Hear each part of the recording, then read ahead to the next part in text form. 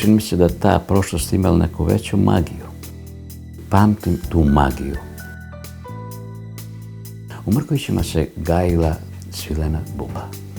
Noć sa onim zvukom i muzikom svilenih malih crva koji grizu dudov list, grickajući i stvarajući jednu veliku, zatvarajući veliku svilenu čauru. To su obično mlade djevojke i nevjeste držale u grudima, dok se ne one razvijaju svoj onih jajašca. Taj sam čin kreativnosti i rada svega toga je imao posebnu pažnju sa onim razbojem gdje su opično bili u nekim potkrovljima gdje je ta svjetlost čudno padala na taj razboj, stvarala je jedan sjajan, magičan preliv. Na krovu nije bilo prozora, to je bilo samo jedno staklo koje je negdje neko našao pa se makao jedan crijep i onda imali ste leti jedan stravičan, topao snop svjetlosti.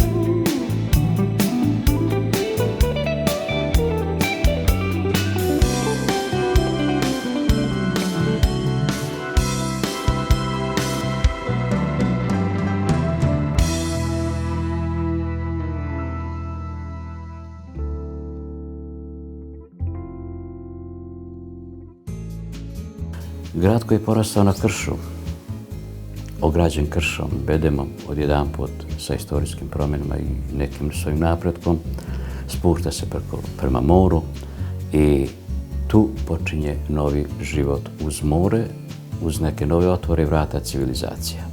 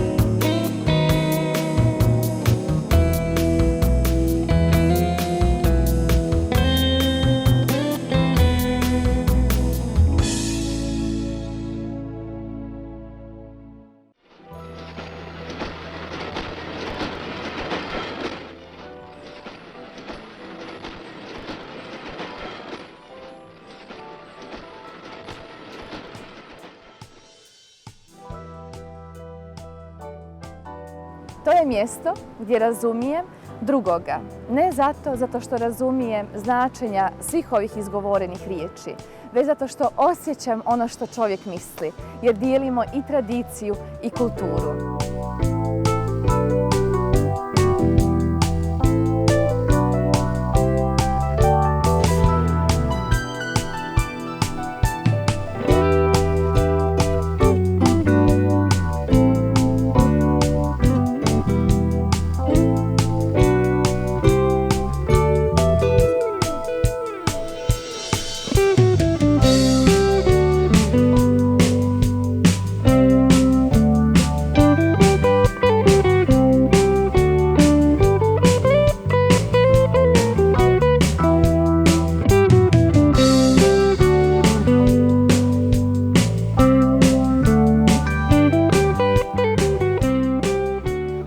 Ostajemo i zadivljeni pred ovom divnom prirodom koja je svakoga dana drugačija.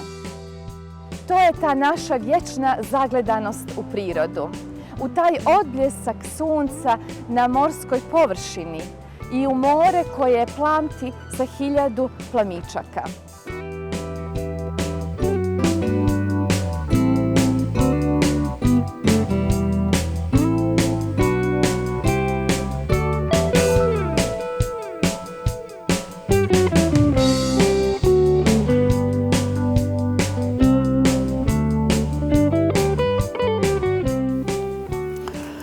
No, bar kao bar nikako ne može i nije nikad zaboravljao i svoje komšije, svoju okolinu. Ruralna sredina je, mislim, jedna od glavnih podrška grada Bara.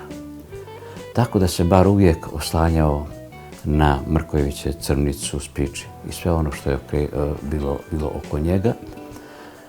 Tu su bili iskrena i prijateljstva i pomoća kroz istoriju, a kasnije kroz neke ekonomske interese. Prije svega okolna je hranila Bar.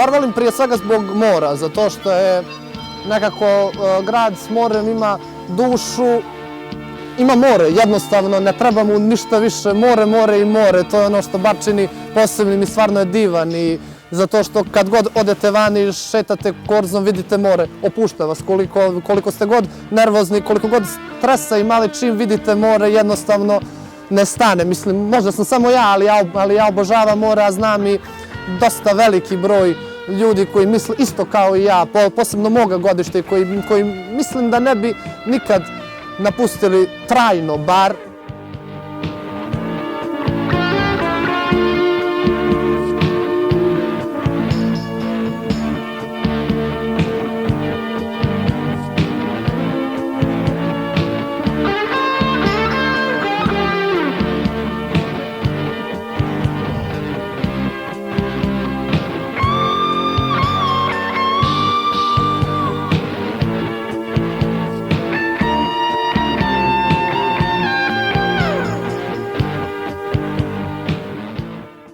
Ne morate ništa, ne morate plivat, možete ga samo gledat, jednostavno tu je, postoji, plavo je, smiruje.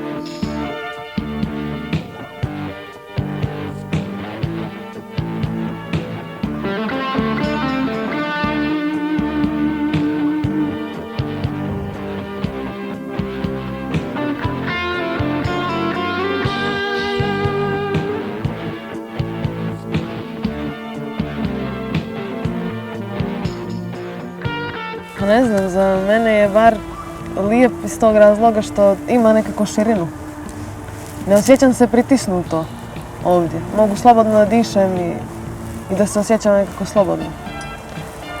Okruženi smo planinama, ali imamo i to more koje nam u stvari pruža taj komfort.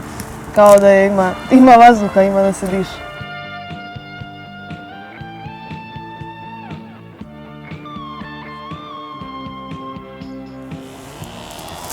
Kako radi ovo? Ivona, zašto si otišla?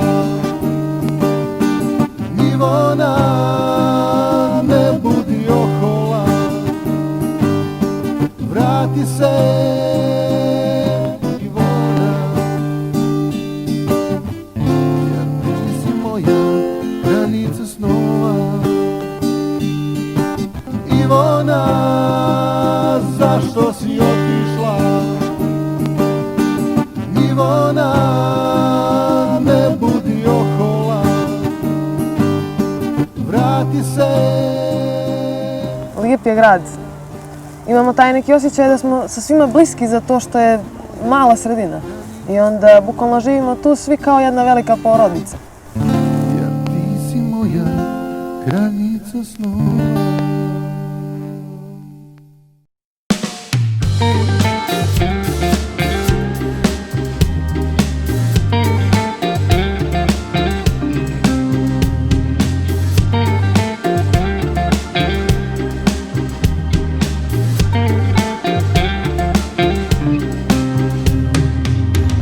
Kako da pjevam o ljubavi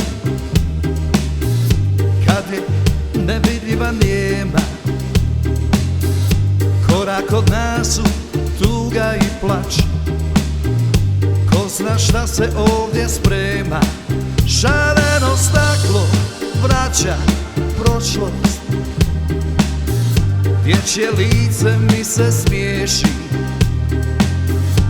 Uvijek smo na korak od sna, ko se rodi taj pogriješi. Čekajući 22. vijek, čekajući 22. vijek, čekajući 22. vijek, čekajući 22. vijek.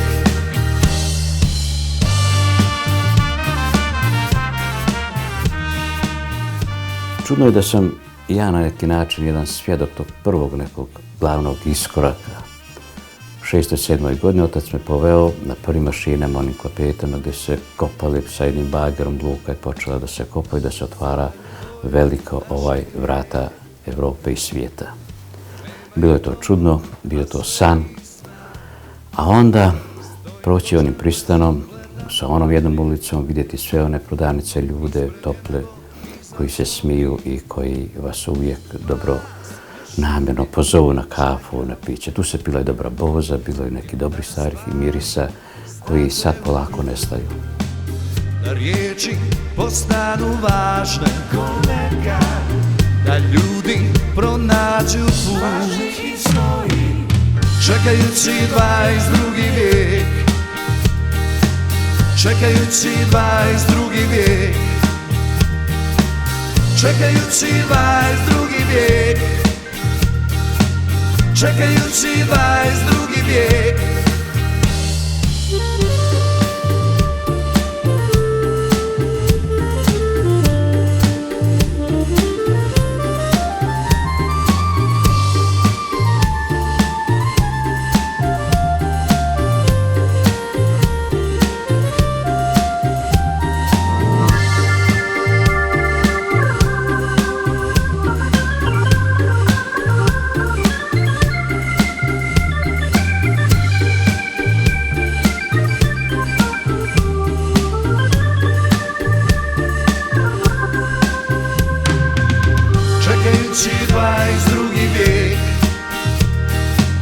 Čekajući 22. vijek, čekajući 22. vijek, čekajući 22. vijek, čekajući 22. vijek, čekajući 22. vijek. Bar je veliko srce u kome svako nađe neku toplinu, neku svoju ljubav, posao i uvijek je dobrodošao, normalno, svi oni koji su dobronamjerni i koji žele da tu zasnuju jedan dobar, lijep život.